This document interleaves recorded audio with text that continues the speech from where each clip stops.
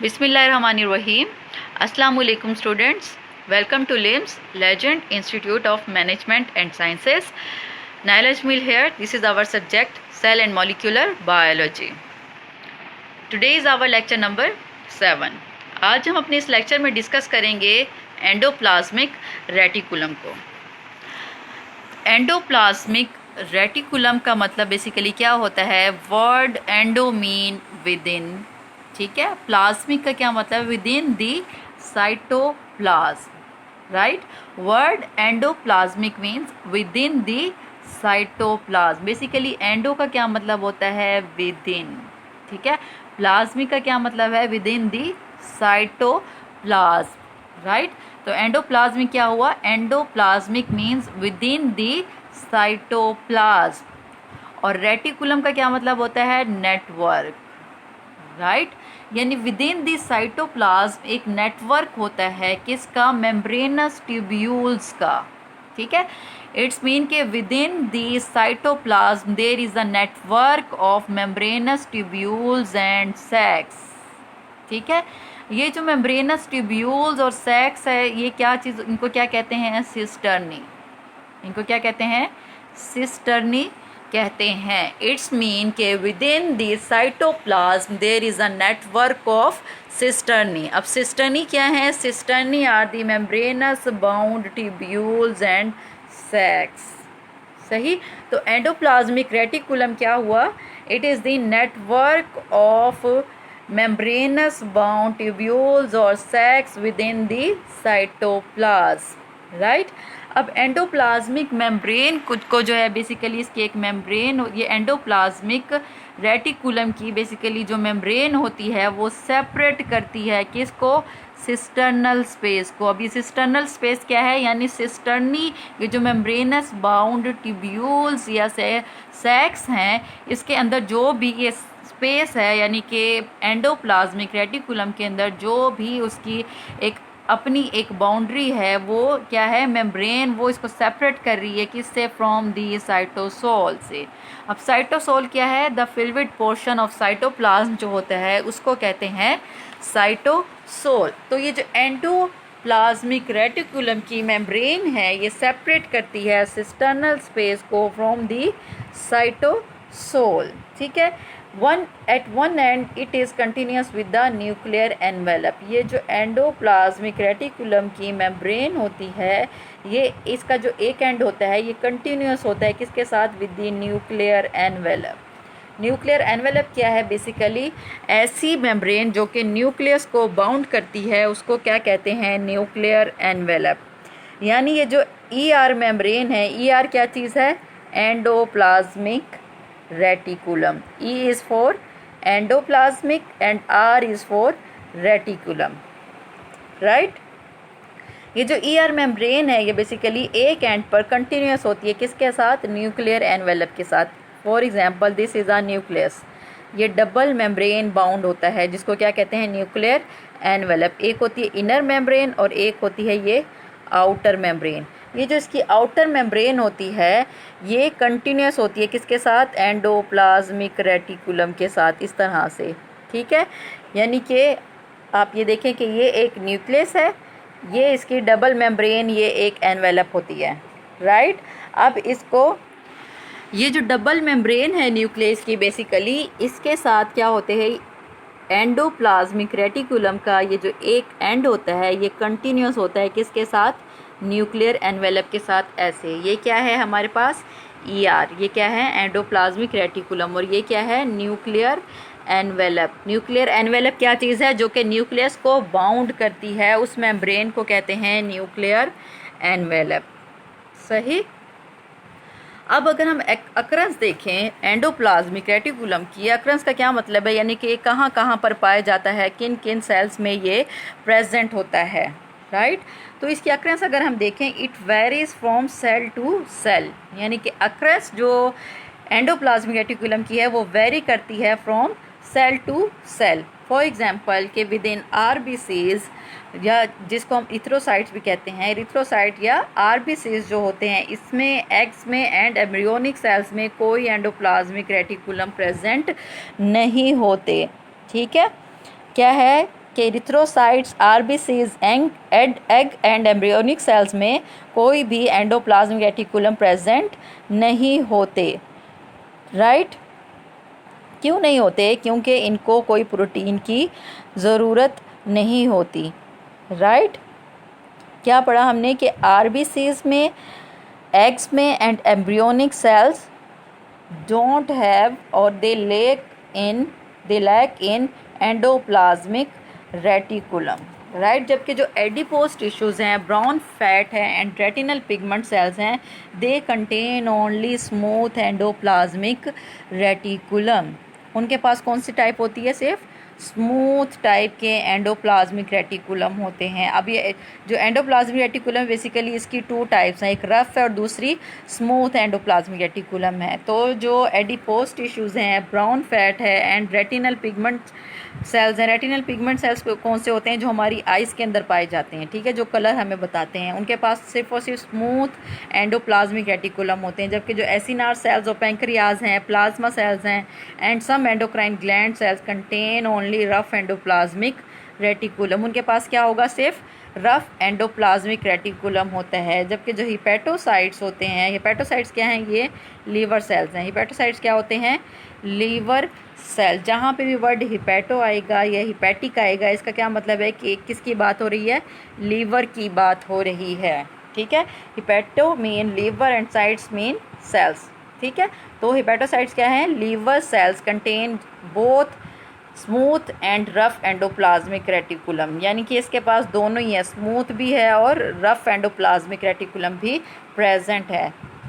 तो ये जो है अक्रेंस है किसकी? एंडोप्लाज्मिक रेटिकुलम की। इसकी अक्रेंस वेरी करती है फ्रॉम सेल टू सेल। कुछ सेल्स के पास सिर्फ और सिर्फ स्मूथ एंडोप्लाज्मिक रेटिकुलम है, जबकि कुछ के पास रफ है, और कुछ ऐसे सेल्स हैं जिनके पास दोनों हैं, और कुछ सेल्स ऐसे हैं जिनके पास कोई भी एंडोप्लाज्मिक रेटिकुलम प्रेजेंट नहीं है।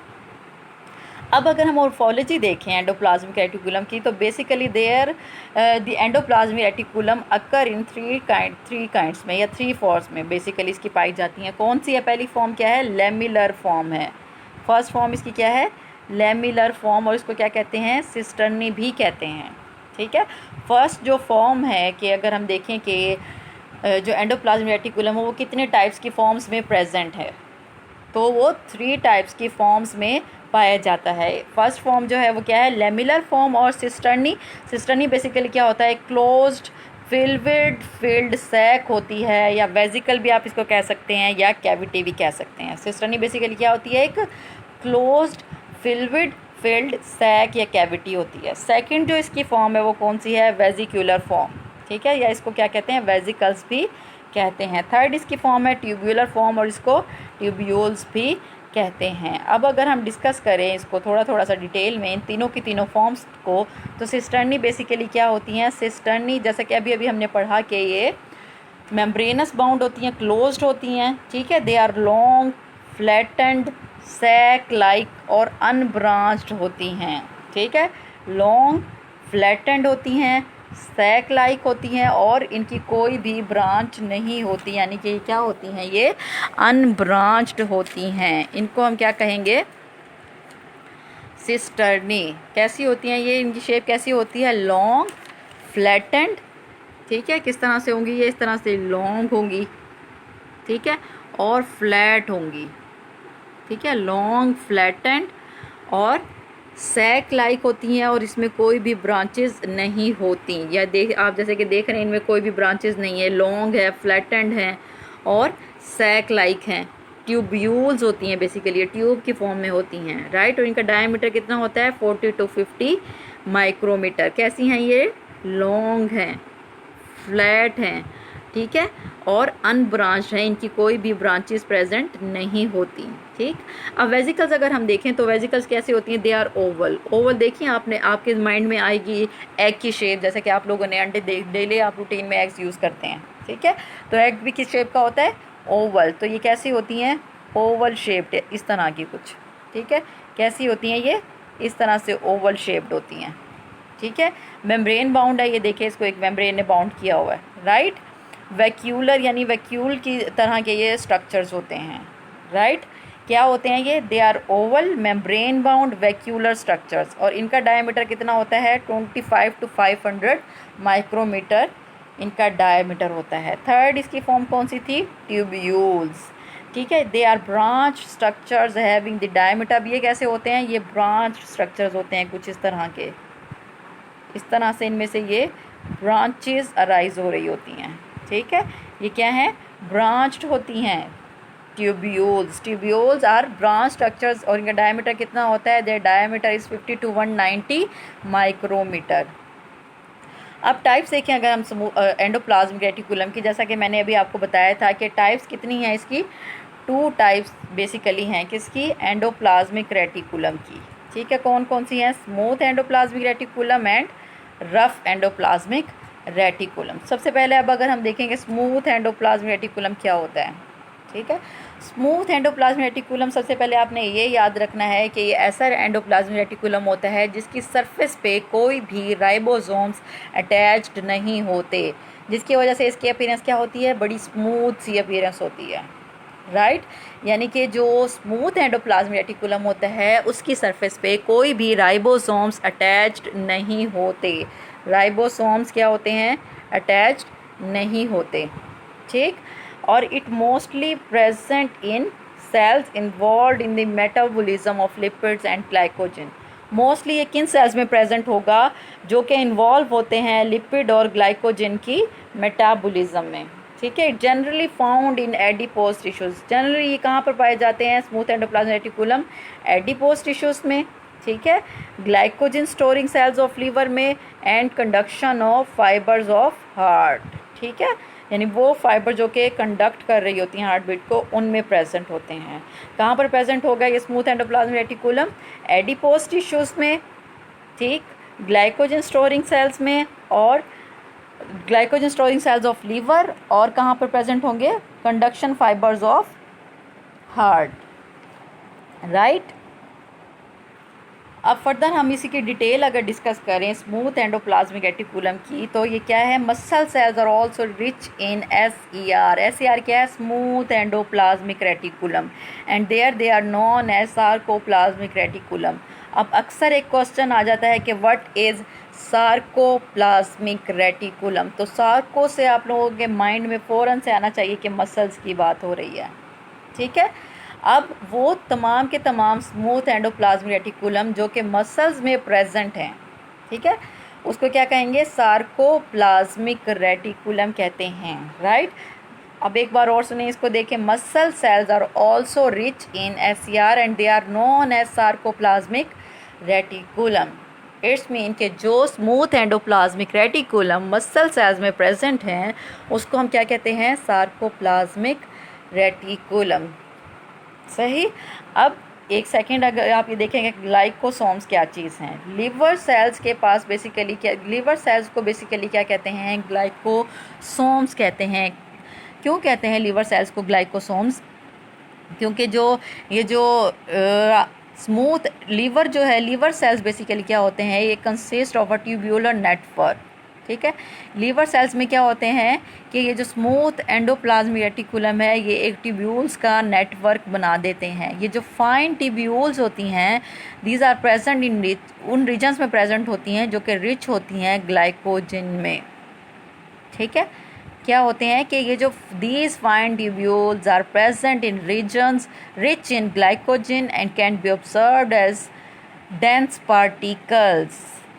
ठीक है, तो उसको क्या कहेंगे? Glycosomes in the matrix. यानी कि लीवर के अंदर जैसे कि अभी हमने पढ़ा था कि ग्लाइकोजन रिच रीजन्स जो होंगे, ठीक है, वो वाले रीजन्स लीवर के अंदर जो कि ग्लाइकोजन जहाँ पर बहुत ज़्यादा प्रेजेंट है, उन रीजन के अंदर क्या होगा कि ये जो स्मूथ एंडोप्लाज्मिक रेटिकुलम है ये ट्यूब्यूल्स का एक नेटवर्क बना देंगे। और ट्यूब्यूल्स का जब ये नेटवर्क बनाएंगे तो वो रीजन किस तरह का नज़र आएगा? एक डेंस पार्टिकल्स की फॉर्म के तौर पर नज़र आ रहा होता है। उसको क्या कहते हैं? ग्लाइकोसोम्स।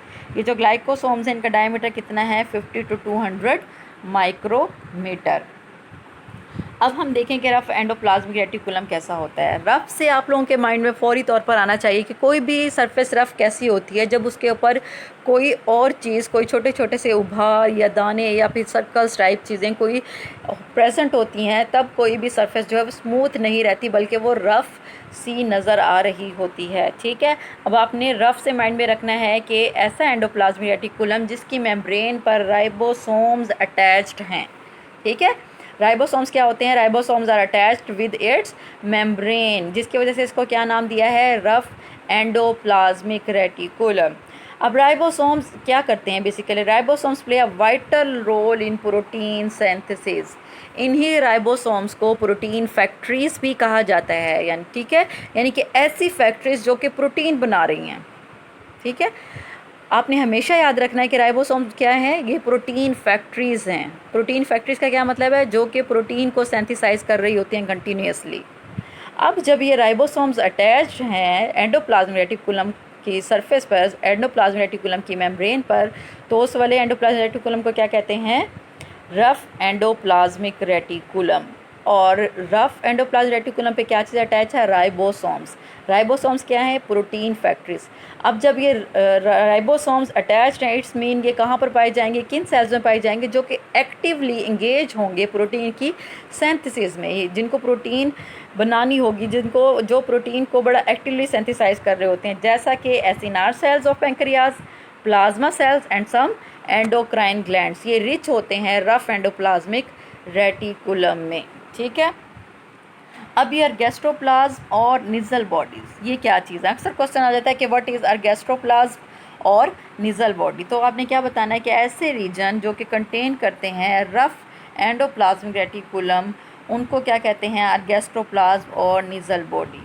उनको क्या कहते हैं? अर्गेस्ट्रोप्लाज्म और निजल बॉडीज़। बेसिकली क्या करते हैं कि रीजन जो है मैट्रिक्स का, जहाँ पर ये वाले ग्रैन्युलर एंडोप्लाज्मिक रेटिकुलम प्रेजेंट होते हैं, ये बेसियोफिलिक स्टेन लेते हैं। ठीक है, बेसियोफिलिक स्टेन लेते हैं, जिसकी वजह से इनको क्या नाम दिया गया है? अर्गेस्ट्रोप्लाज्म और निजल बॉडीज़। राइट। फंक्शंस अब अगर हम देखें, जनरल फंक्शन देखें एंडोप्लाज्मिक रेटिकुलम के, तो इसके जनरल से फंक्शंस क्या हैं कि जनरली दोनों के दोनों स्मूथ और रफ एंडोप्लाज्मिक के कलेक्टिवली अगर हम फंक्शन देखें और कलेक्टिवली एंडोप्लाज्मिक रेटिकुलम के फंक्शन देखें, तो इसके क्या फंक्शन हैं कि endoplasmic reticulum provide an ultra structural skeletal frame. ठीक है, ये सेल को क्या प्रोवाइड करता है? Ultra structural skeletal frame provide करता है। और क्या देता है? It gives mechanical support to the matrix. ठीक है, और ये क्या करता है? ये मैकेनिकल सपोर्ट भी देता है साइटोप्लाज्मिक मैट्रिक्स को।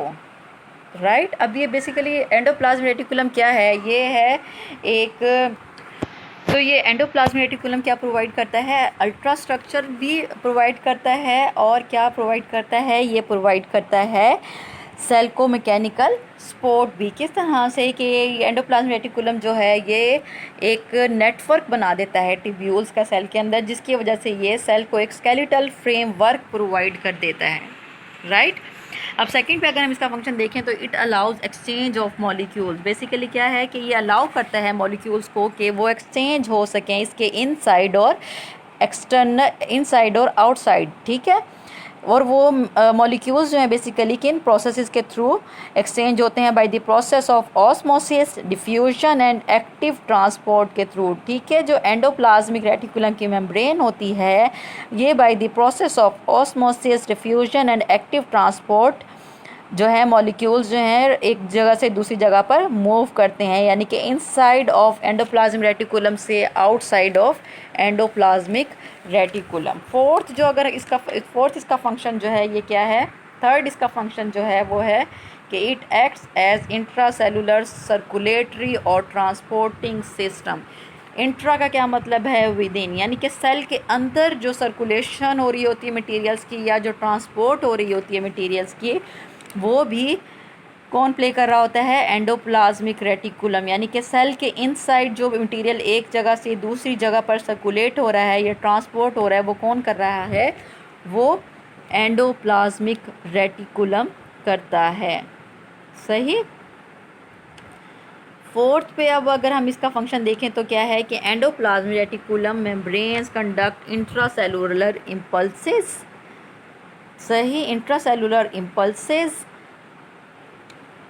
ये सेल के अंदर बेसिकली क्या करता है, कंडक्ट करता है किसको, इम्पल्सेस को। फॉर एग्जांपल क्या कैसे करता है ये, जो सार्कोप्लाज्मिक रेटिकुलम होता है ये ट्रांसमिट करता है इम्पल्सेस को from the surface membrane into the deep region of muscle fibres. जैसे कि अभी हमने पढ़ा था कि वो वाले एंडोप्लाज्मिक रेटिकुलम जो कि मसल सेल्स में प्रेजेंट होते हैं उसको क्या कहते हैं, सार्कोप्लाज्मिक रेटिकुलम। ये जो सार्कोप्लाज्मिक रेटिकुलम है बेसिकली क्या करता है,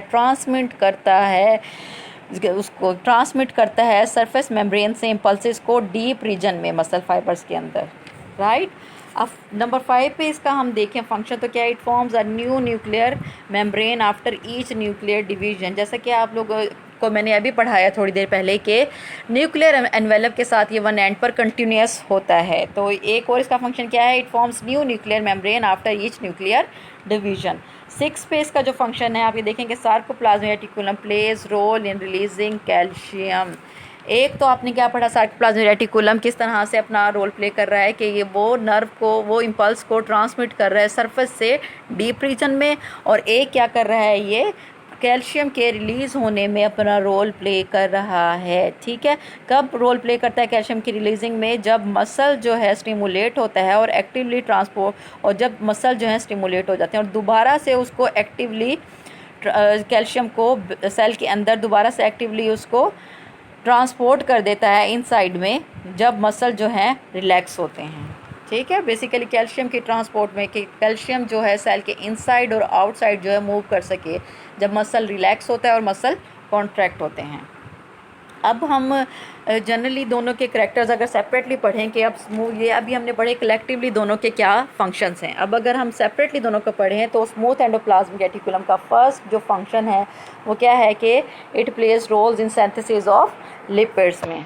किस तरह से कि जो एंजाइम्स हैं स्मूथ एंडोप्लाज्मिक रेटिकुलम के, वो किसकी सिंथेसिस के लिए, स्मूथ एंडोप्लाज्मिक रेटिकुलम के पास जो एंजाइम्स हैं वो they are important for the synthesis of fats, phospholipids, steroids and other lipids. ये क्या प्रोड्यूस करते हैं, ये प्रोड्यूस स्टेरॉइड्स, और ये स्टेरॉइड्स बेसिकली क्या होती हैं, सेक्स हार्मोन्स होते हैं। और cells of the testis and ovaries are rich in smooth endoplasmic reticulum.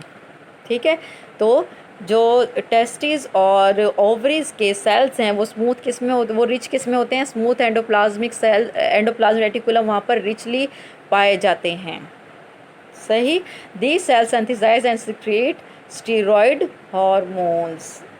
तो ये किसकी सिंथेसिस में अपना रोल प्ले करते हैं, सिंथेसिस ऑफ लिपिड। सेकंड पे अगर हम देखें तो they play role in carbohydrate metabolism. अब जो liver stores carbohydrate in the form of glycogen.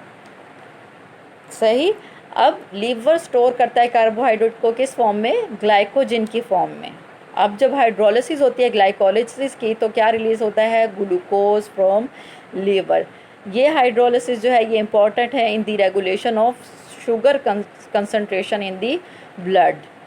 All this reactions takes place in smooth endoplasmic reticulum, यानी कि कार्बोहाइड्रेट की जो मेटाबॉलिज्म है वो कहाँ हो रही है, सारी की सारी स्मूथ एंडोप्लाज्मिक रेटिकुलम में हो रही होती है। और ये अभी आपने पढ़ा कि अभी मैंने आपको पढ़ाया कि जो लीवर है उसमें कार्बोहाइड्रेट स्टोर होती है ग्लाइकोजन की फॉर्म में। जब ग्लाइकोजन की हाइड्रोलिसिस होती है, सारे का सारा प्रोसेस क्या है, ये मेटाबॉलिज्म है किसकी, कार्बोहाइड्रेट की। और ये कार्बोहाइड्रेट की मेटाबॉलिज्म कहाँ हो रही है, स्मूथ एंडोप्लाज्मिक रेटिकुलम में।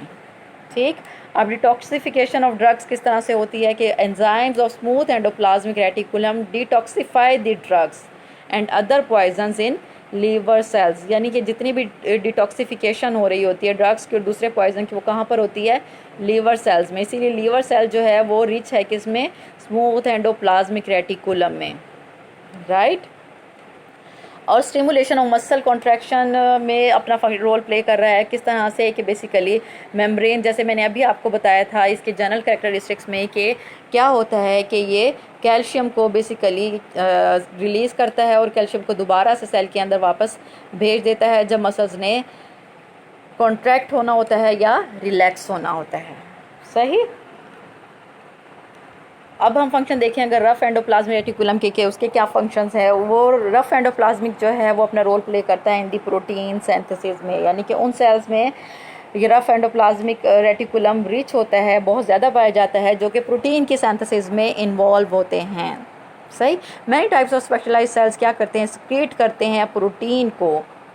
अब बहुत सारे स्पेशलाइज्ड सेल्स हैं जो सिक्रीट करेंगे किसको, प्रोटीन को। कौन सी प्रोटीन, जो प्रोड्यूस हुई है by the rough endoplasmic reticulum. Rough endoplasmic reticulum ने प्रोटीन किस तरह प्रोड्यूस की, जैसा कि मैंने आपको बताया था कि रफ एंडोप्लाज्मिक रेटिकुलम की मेम्ब्रेन पर राइबोसोम्स अटैच्ड होते हैं, और राइबोसोम्स बेसिकली क्या है, ये प्रोटीन फैक्ट्रीज हैं। सही। अब ये राइबोसोम्स क्या करते हैं, प्रोटीन को सिंथेसाइज करते हैं, और स्पेशलाइज्ड टाइप्स के सेल्स होते हैं जो क्या करते हैं, फिर इस प्रोटीन को रिलीज़ करते हैं, जो कि प्रोड्यूस हुई की है किसने, रफ एंडोप्लाज्मिक रेटिकुलम पर प्रोड्यूस हुई है। For example white blood cells क्या करते हैं ह्यूमंस में और दूसरे वर्टिब्रेट्स में, स्क्रीट करते हैं एंटीबॉडीज़ को।